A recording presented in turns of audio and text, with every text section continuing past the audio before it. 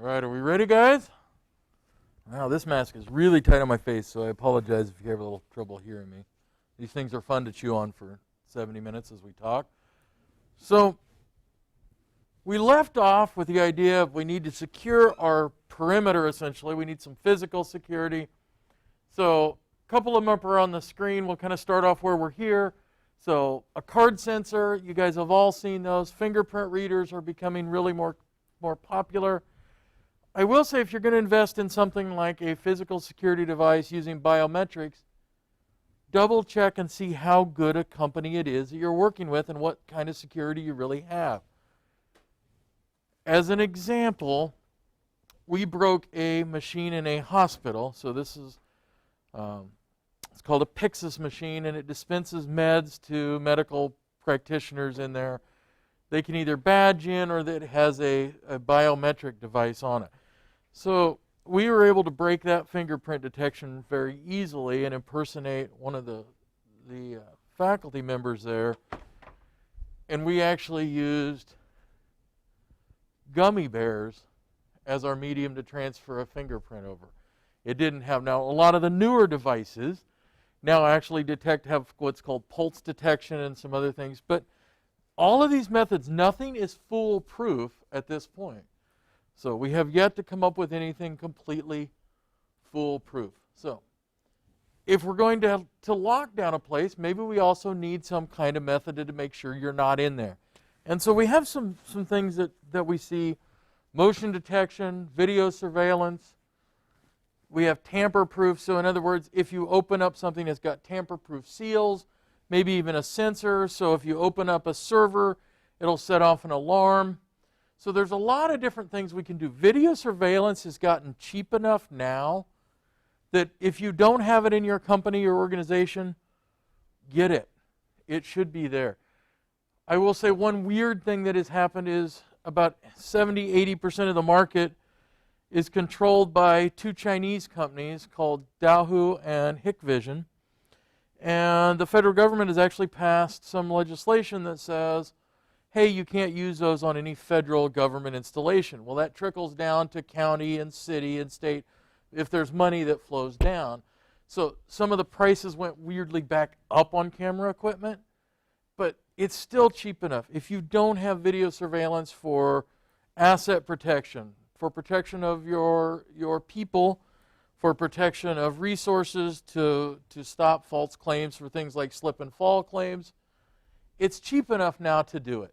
In fact, at your house, quite frankly, what I have at my house, I have something from a company called Wyze, W-Y-Z-E, and their cameras start at $20 a camera. And they have a really great picture. They have an amazing picture for a $20 camera. And if you don't want to subscribe to live monitoring, which is only $2 per camera per month, you can actually get free clips. So the way I have mine set up, it records little 15-second clips, and then I have a micro card in each one. So I've got about $30 in each camera, minus the outdoor ones. I have them at my house.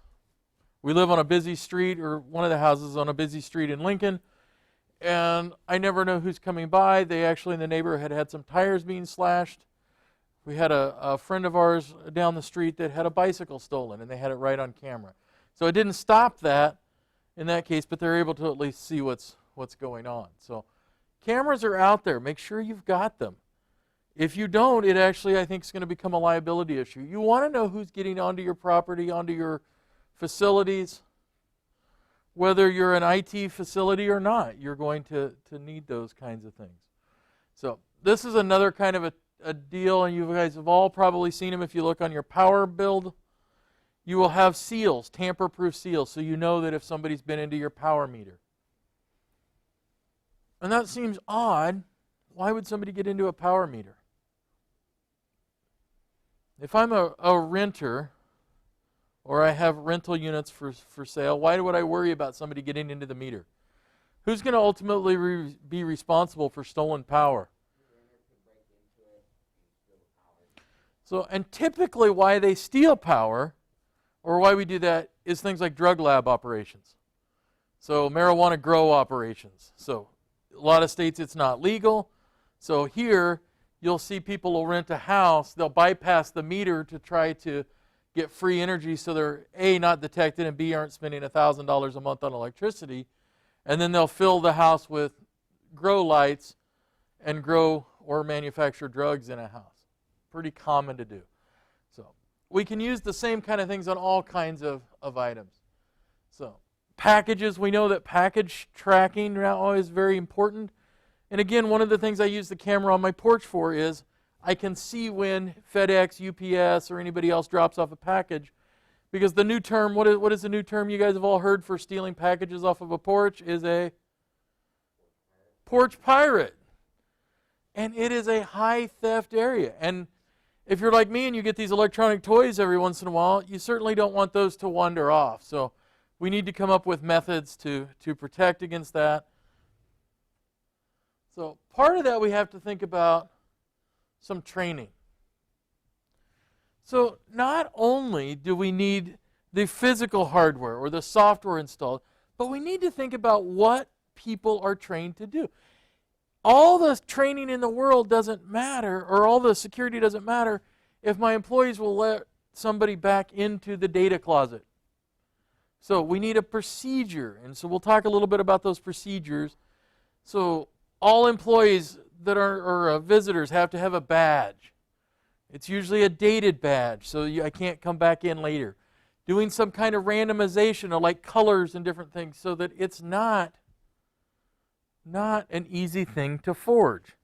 Some way that we can do that.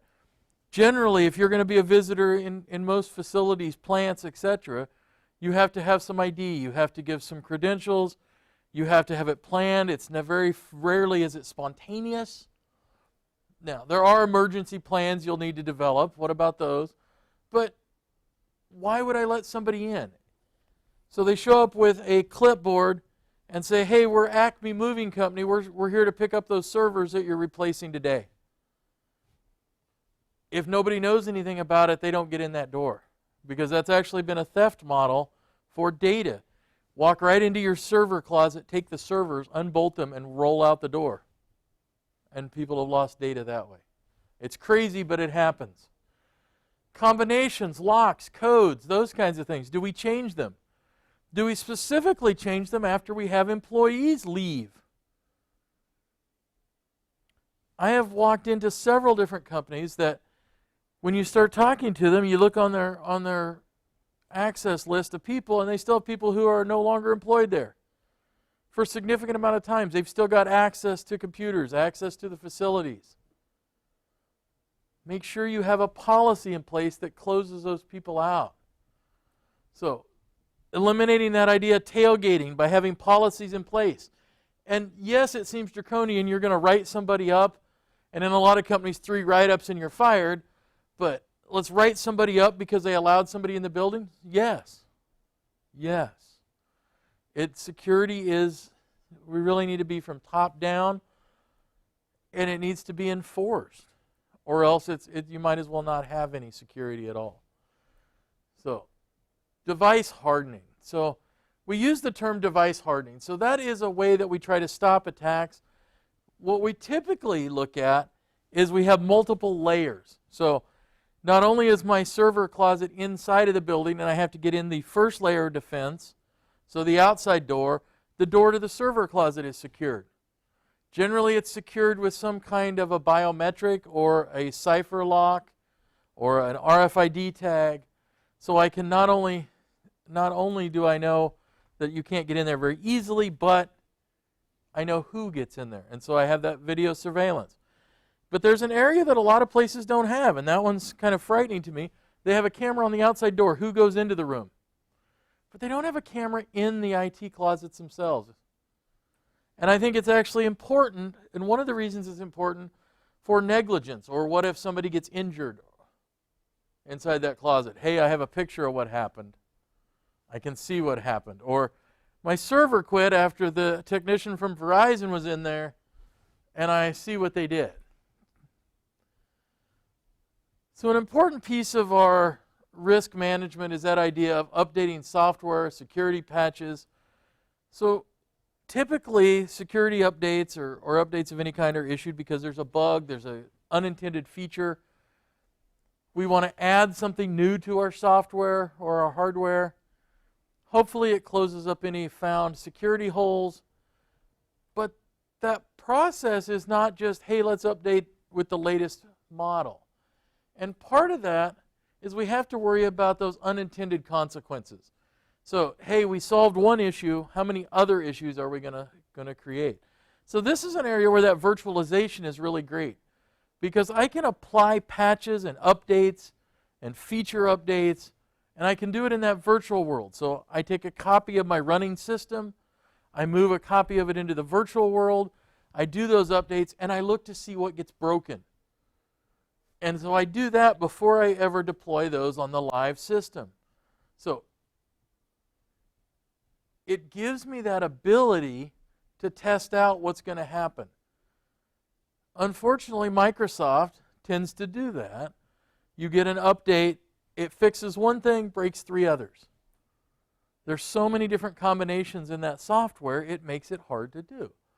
So that idea of virtualization on our software updates. And again, in an ideal world, we have time to test all those out. But if at the minimum, I don't have the ability to do that in the virtual world, I need to make sure I have a way that I can roll back to where I was. So back leveling is what we call that. So credentials. So in a typical system, we have administrative credentials. So passwords are one way. We can use keys in more sophisticated models. So sometimes we'll use like a YubiKey or something similar that will put a much stronger key on there. And I'm going to show you a video here about some passwords. It's available in this week. So we can also administer access by levels and by groups. And while we all think we need complete access to everything all the time, that's actually a very dangerous world to live in.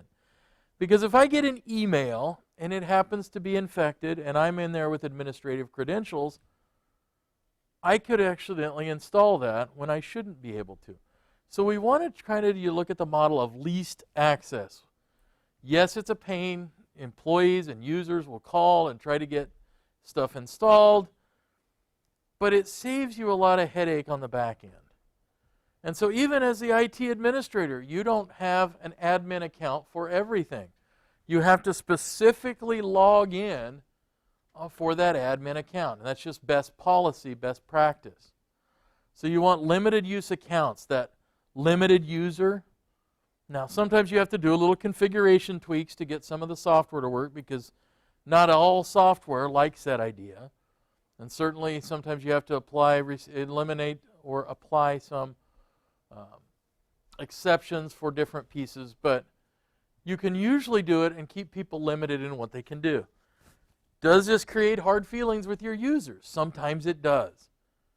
Sometimes it does. But you have to explain, this is a security, this is why we're doing this, this is why you're not allowed to go out on the internet and just grab software and download it. So a whole litany of reasons why people want to do that. So we also want to get rid of anything that we know is insecure. So minimizing the amount of software on those PCs is good. That's less openings for something to happen. So using secure protocols, so secure FTP instead of FTP. Disabling services that aren't needed. So if I don't need Internet Information Services running on a server, disable it. Look at that firewall and only allow and open those ports that you need. Only start up programs that you need. So that actually does 2 great things. One, it makes your computers much faster if you don't open up all 37 programs at once when it opens. And it removes any kind of unneeded connection. Be careful about what software you're installing. Remove things that aren't being used any longer. So again, that maintenance, taking care of things, less holes as you need them. So removing networks from the system. So a lot of times newer computers come with Wi-Fi built into them. Disable it. If you're on a corporate network and you're plugged into a wired connection on a tower computer, there's no reason you need Wi-Fi on there. So avoid that temptation. So what I have actually seen at a courthouse not too far from you, near you somewhere, they had computers that way. They had a Wi-Fi network. And I actually saw somebody using their phone as a hotspot so they could get around the state's restriction of where they could go on the internet to download software. So if you remove those temptations, people are less likely to do it. If you explain to them why you're doing it, they're less likely to do those things. One of the tools we use starts on the idea of encryption, and it's called a hash. So a hash means I run a mathematical model. So I run an algorithm or a math model, and I take data, and I say, all right, I need to make a fingerprint of that data so I can identify it. And so there are a lot of different models, SHA 1, 2, 3. There's other ones out there, but that takes that data. So take a CD, for example, of your favorite artist. Is that Vanilla Ice? If anybody says yes, I'll nod. So Vanilla Ice, we took their latest CD. We used a hash algorithm on it, and it gave us a fingerprint. What that tells us is, if I get another CD and I run that same algorithm, if it's identical, it's going to have the same fingerprint. So they're called a one-way hash. I can go from the original content to the hash, but I can't go backwards. There's no way to extract from that hash all of Vanilla Ice's great, wonderful music. What do we use that for? Software downloads. We can use it for sending our data. So we send along a hash with our data, and we see that it says, this is my hash. If that hash doesn't match what I'm being sent, then something happened to that data in transport. So from a security side, if I say, here, you're going to install this new software, the hash doesn't match, that means either it didn't get there for some kind of corruption reason, there's something wrong on the network, or maybe it got hammered and got a Trojan horse added to it. It's not going to no longer match. It's not going to match any longer. So that hash is a way we secure that data. So on a side note, it's kind of the other way we also use hashes, weirdly, is if we're detecting things like child porn. That's the way that those investigators don't actually have to look at pictures and images all day long. They have hashes of those images, and they're actually comparing hashes to see if that's what it was originally. So there is a term in your book called a collision. So a collision would mean that we have two CDs, and we ran that algorithm, and we got the same hash. In other words, it wasn't as secure or a big enough hash as we thought. So SHA 3 tends to eliminate most of those. It's big enough that we can do that. So a collision would be your Vanilla Ice and your Metallica CD both return the same fingerprint. So we have now gotten enough space that we don't have to worry about that as much. So in our cybersecurity class, we talk a lot about hashes and that encryption and how we get to that.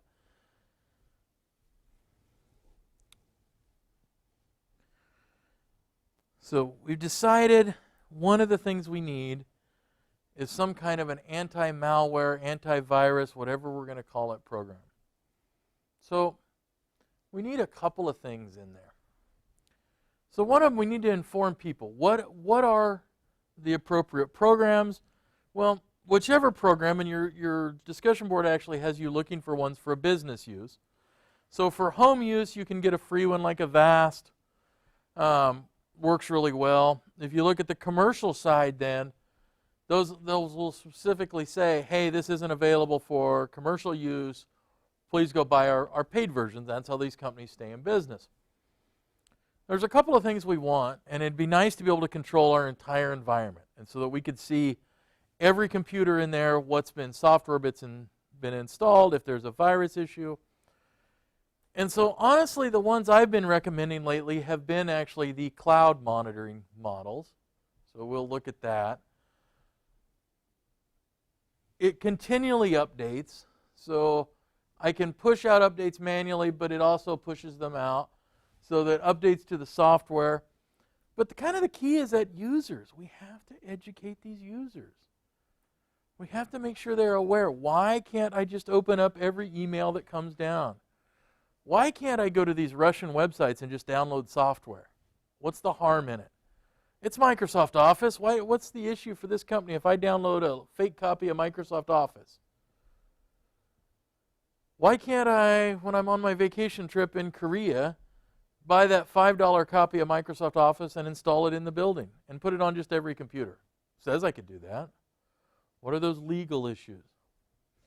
So we run into those quite a bit. How do I educate people? So typically on our system, if we think we have some kind of malware, these are kind of the typical things we see. So file sizes change. We have weird names.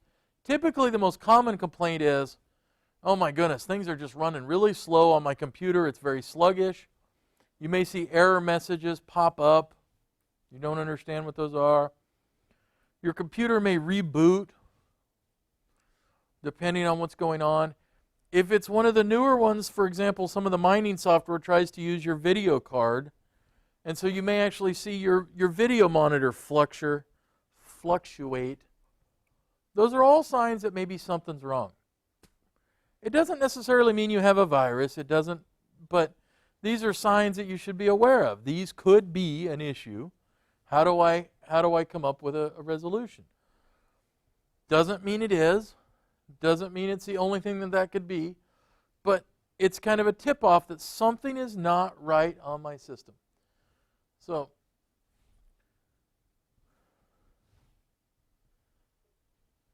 typically we install that software in a couple of places. We usually do host-based. So in other words, there is every computer has an antivirus or anti-malware piece on it. We also tend to put it on the server as a server control so that server can see every computer on the network and automatically install it on machines. So that idea of it being network-based. The cloud-based system is actually a newer technology. It doesn't mean that we still don't have the host, we don't have the server, but it's controlled via the cloud. And so on my side business, for my clients, I use one that is considered a cloud-based antivirus. What that allows me to do is I will get text alerts, and I can look online anywhere and see, oh, Johnny's computer has a virus on it, at least being triggered from this scan, and I can remotely control and execute some of those things.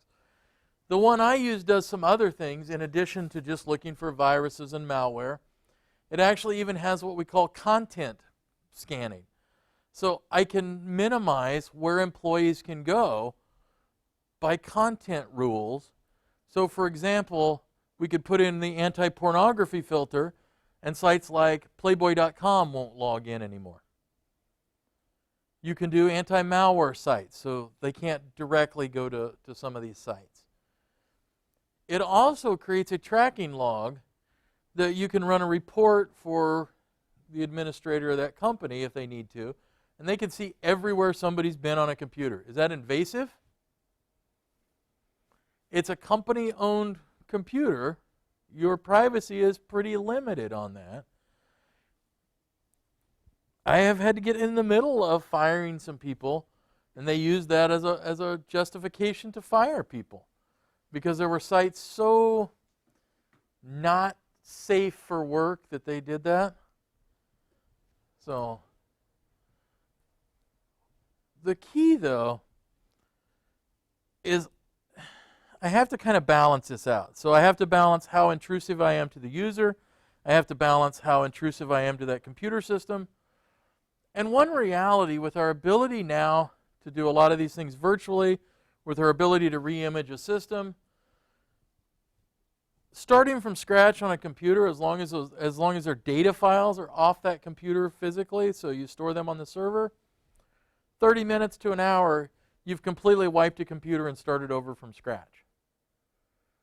So, in fact, typically if I get a response, so somebody's got a computer that they did download something or they did get infected by a drive-by, I don't bother trying to remove it.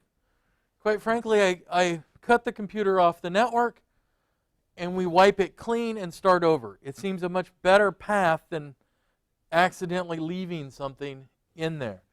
And in fact, will I put that into some of the security policies that that's what we're going to do. Now the downside to that is if they don't know how to properly store their data on the server side, and they've stored a bunch of stuff on their desktop, or somewhere where we don't have redirected to the server, that data is gone. So part of that is these policies about how we're going to handle incidents, how we're going to handle people, who is in charge, who the coordinator for if there is an attack. So how to address security breaches. Turning off the computers and going out the door is not necessarily the answer to that. So these policies are written more for people and policies and procedures. They're not a what kind of hardware, software, and things do we have on the company. Those are going to change pretty frequently. But the policies, in other words, how we handle some of these, so who has authorized access? Do we have a policy that says, you know what, I don't want you to install software. I don't think that you should come to work and take your wood burning kit and carve your name in the top of your monitor. So all of these kinds of really weird things. What the employee's responsibility, what the employer's, and typically you even have people sign forms saying, I acknowledge this, I know that my email's monitored, I know that my computer use is monitored. Those are a pretty typical security goal that we have in there. So to implement those, a lot of times we start with the idea of a committee so that it's not a draconian policy from one person, it's a committee so that we realize that there's a lot of decision makers. So employees from the company, managers, directors, VPs, whatever's all in there, and they can all look at this as a coordinated effort to what's going to go on. So we try to figure out all the risks. We know that every day there's new risks. So our new security policy, companies have been challenged by this COVID, and now employees trying to work from home. Well, what are the new policies on that? How do I connect to my corporate network if I don't have a corporate computer? How are the rules? How do I connect? What can I do? How does it affect our business model? So my wife has been working on that model for one of the places she works as a supervising practitioner, because they're now doing some of their work remotely. In fact, most of it with therapy clients. So they're doing it remotely, and they've had to rewrite a whole lot of policies and make sure that it's going to pass the accreditation. Same way with universities and colleges and high schools. They're all trying to figure out new policies for that. So this is a big issue, the idea of bring your own device. This really started with the idea of these VPs and CIOs. They're bringing in their iPads and things, and they said, well, why can't we have that on the corporate network? And somebody would say, well, this is a reason why, and they would say, make it happen. So now we know that in a lot of organizations, we're going to bring your own device. Some companies have embraced it and said, this is how we're going to manage it. We'll even give you a stipend. So you go spend $500 a year, get your own computer. We don't have to monitor, manage it. And if it breaks, it's your responsibility. Great. So a couple of different variations of that. So the idea of bringing your own application. And I hate this idea because that means that that data isn't monitored by the corporation. It's kind of an ugly way. But the bring your own device is pretty common. Usually we need some kind of a security policy that we can remotely wipe that device if it gets stolen. We need to come up with strategies to keep that data in the corporate side. So part of that might be a list of, this is how we're going to control it with MDM software. That's a new policy. We actually have it here on the Apple side on our corporation, on our campus. So it allows us to do things like automate who can get in and out, control passwords, validate that they're secure, get access to corporate resources, wipe the device if it's stolen. Sometimes you have to be a little careful about how much in terms of monitoring you do for location and turning on things like cameras remotely. But you're going to see that more often if you are allowed to log in. Even just by logging into the email, for example, on my phone, I have to authorize them to be able to remotely wipe my phone to get my corporate email or my email here at the college. So the other thing that you get then is something called an acceptable use policy. So that says these are the things that you can and cannot do while you're on my network. That's pretty simple. So, hey, don't do anything illegal. Well, we probably need to define it a little better. You probably saw in high school, some of you, the policies you got when you got handed a Chromebook or a Mac or whatever it was, and they said, hey, you can't try to defeat our network security. You can't send emails for different things. So our email, because it's public email, I can't send out a bunch of things trying to sell my services or goods or whatever it is. I have to abide by not bullying and being friendly to other people. I can't violate copyright. In other words, I can't install software I don't own. Don't send spam of any kind. So a lot of this comes down to be professional and be responsible with what you're doing. But there will probably be, at your corporation you go to work for or business, there will be some kind of an acceptable use policy that will pop up. So things like how quickly you need to log off. So if I walk away from my desk, I need to log off if I'm going to be gone more than 2 minutes. Those kinds of things. Don't use the copier to print out stuff for my kid's soccer game. So, and you should be aware that everything you do is monitored on that network, including your email. And if you see an issue or you see an employee doing something or you suspect something, you really should report that. And sometimes we think this is all common sense. I'm not going to send emails to my boyfriend on the company email, right? That seems like it to make a lot of sense. So if you look at it in Omaha a few years ago, they were looking for a new superintendent for their school system. Well, the Omaha World Herald decided to check out the person they had selected, and they did a Freedom of Information request at her former employer, including for emails. Well, guess what? So not only was she married, but she had a boyfriend, and she was sending saucy emails back and forth on the corporate network. Guess what it cost her? A $250,000 a year job because she wasn't smart enough to use a Gmail account, right? So make sure that you follow these and you follow whatever use policy you have. You may also be forced to sign or asked to sign a non-disclosure agreement. So non-disclosure says whatever I see, I can't reveal to you. So I've done some work with some agencies that are looking at promoting industrial development. And so I've had to sign non-disclosure agreements with them that say, I can't reveal who the corporation was that you worked with on this project. Got it. If you're sensitive here, we have to essentially sign an agreement that says I can't release financial aid information for students if you're working in that area. So hospitals are particularly sensitive, especially in this COVID era, where they're not able to release information about COVID parents or patients. So how do we get around that and work with that? And one of the areas of our security posture is this: passwords.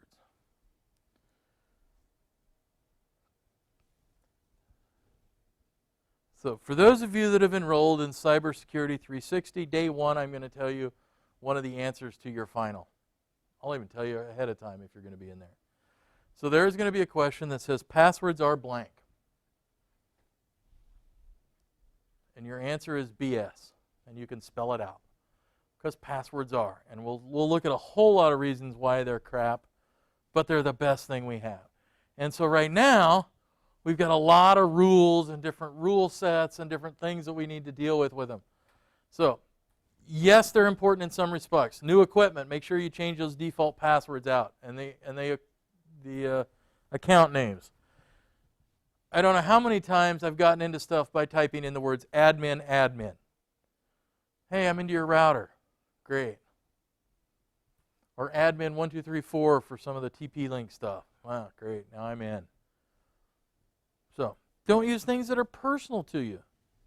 Because guess what? I can do a social engineering search on Facebook I can look at how you've posted answers to these little silly quizzes we all fall for, and post what my mother's name, my dog's name, my aunt's name, and all those things that we're going to use as an email or as a password. So in fact, if I look at these rules, don't use any word that might appear in a dictionary. What? All right. Don't make the password longer than 8 characters. Don't repeat words or numbers. Don't use a single letter more than twice. Do not use easily recognized phrases, such as a line from a song, poem, movie. Do not write your password down. If I do all this, my brain has a limit. Crap. And what we know, though, is people have 1 or 2 passwords they use for all of their accounts. And it's horrible. So we ask people, how many passwords do you have and how many do you use? Usually what I see in students is somewhere around 5 to 6 passwords, and they'll have 25 to 30 accounts that they need to log into. Well, there's a problem there because we're reusing a password already. But how do I control that? What other tools do I have? And so we may need to think about some strategies for that. Because then, not only do we need to make all these passwords, all of them separate for all of our accounts, and they all have to have all those requirements, and then we say, well, every 60 days or more, change them. Don't reuse passwords. Use different ones for every application. Oh, crap. The key, though, I think, is this last line. So I actually use a software called LastPass. I pay for the premium service. I think it's $20 a year. Because I have far too many passwords for me to remember. And so I need a secure vault that I can store passwords in, because there is no way I can remember my own passwords, let alone some of the other ones I've been entrusted to. And we know that there's far too many passwords for people to memorize.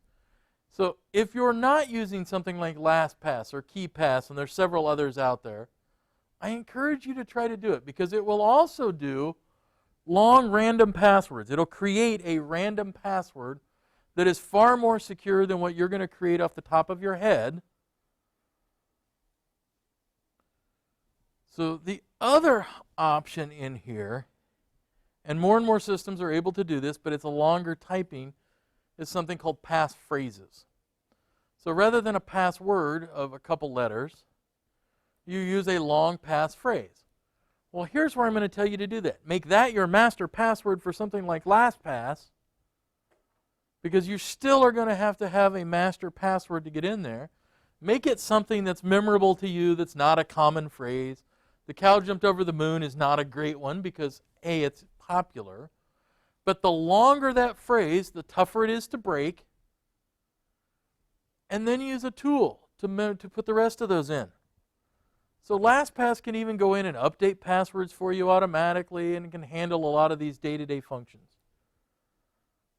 I'm not a salesman for them, but I will say I like them, and my life is much easier because of them. Because the other model, I had a notebook and I had passwords written down. That's not very safe.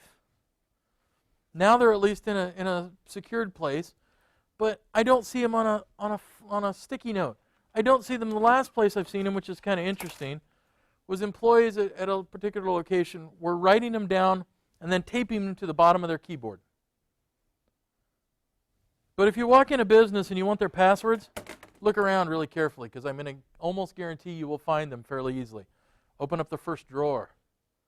Look underneath the keyboard. Look on the monitor, because they may be stuck right there. The best one I walked into not too long ago was they had a fairly large whiteboard in the supervisor's office, and she had all of her passwords and the website they needed to go to, or the associated application, written on a big giant whiteboard on her office door. And I went, yeah. This was also the place that I finally convinced them their ERP system that they used, that they should probably implement passwords on it, since it had a wealth of personally identifiable information, including social security numbers. So people are out there and they do dumb things. So I have a video, but I can't play the video in here and record. So I'm going to play the video for you guys later. If you're online, there's a video about passwords, and I'll show it to you. So the other thing you might see is a privileged account. So those people given administrative accounts probably have some additional guidelines rules and different things they needed to be implemented. So you may see that if you're charged with that and you say, I've got a privileged account. You probably have an anti-malware policy. Somewhere on there should be, hey, I'm not going to plug in random flash drives. In fact, in a lot of institutions, flash drives are disabled, so we take out all the USB ports. It also means you can't plug in your phone. Hey, but that's probably good, because can that phone be a virus way or a way to get data in and out of your system? Yeah. So you should have an anti-malware policy that says what to do, don't turn it off. Hey, I'd like to install this software I found, this screensaver, and I can't figure out a way to do it.